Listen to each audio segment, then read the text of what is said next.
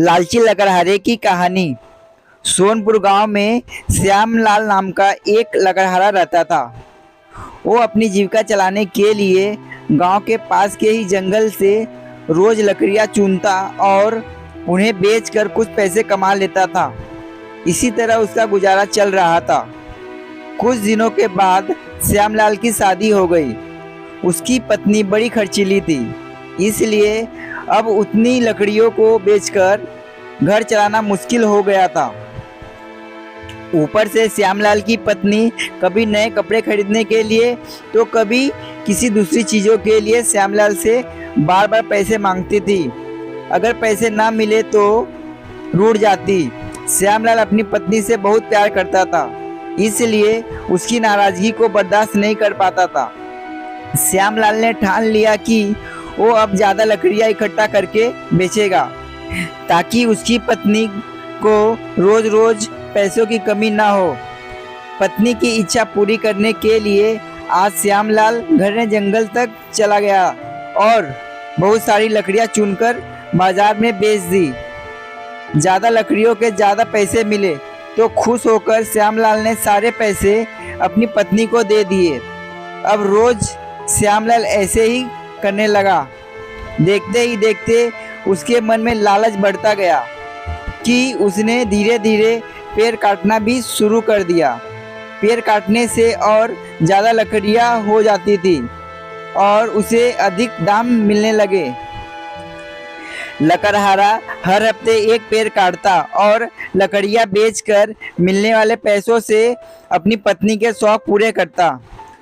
अब पैसे ज़्यादा आ रहे थे तो घर भी अच्छे से चल रहा था।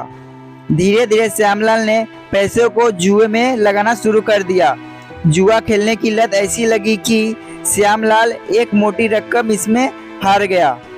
अब इस रकम को चुकाने के लिए श्यामलाल ने एक दो मोटे पेड़ काटने का फैसला लिया। जैसे ही श्यामलाल ने जंगल में जाकर अपनी कुल्हाड़ी को एक बड़े पेड़ पर चलाने की कोशिश की तो उस पर पेड़ की टहनी ने हमला कर दिया। श्यामलाल चौंक गया, फिर उसे पेड़ की एक टहनी ने लपेट लिया। श्यामलाल कुछ समझ नहीं पाया कि यह सब क्या हो रहा है। तभी पेड़ से आवाज आई, मूर्ख, तू अपने लालच के चक्कर में मुझे काट रहा है। तू सारे पैसे जुए में लुटा देता है और फिर पैसे लौटाने के लिए पेड़ काटने आ जाता है। तुझे पता है कि पेड़ कितने कीमती होते हैं। हमारे अंदर भी जान बसती है और हम तुम इंसानों को जीने के लिए हवा, धूप में छाया और भूख को शांत करने के लिए फल देते हैं, लेकिन तू अपने स्वार्थ के लिए हमें ही काट रहा है। पेड़ ने कहा, आज तू रुक, यही कुल्हाड़ी मैं अब तेरे ऊपर चलाऊंगी। पेड़ की टहनी कुल्हाड़ी से श्यामलाल पर वार करने वाली थी कि वह गिड़गिड़ाने लगा। उसने माफ़ी मांगते हुए कहा, मुझसे गलती हुई है, लेकिन मुझे सुधरने का एक मौका दो। अगर आप मुझे मार दोगे तो मेरी पत्नी का क्या होगा? वो अकेली पड़ जाएगी। आज से मैं किसी पेड़ को नहीं काटूंगा, यह प्रण लेता हूँ। यह सब सुनकर पेड़ को श्यामलाल के ऊपर दया आ गई। उसने श्यामलाल को छोड़ दिया। छूटते ही श्यामलाल भागकर अपने घर गया और पैसों के लालच में न आने का संकल्प लिया। कहानी से सीख, लालच में आकर पर्यावरण के साथ खिलवाड़ नहीं करना चाहिए। हमें ऑक्सीजन पेड़ से ही मिलती है।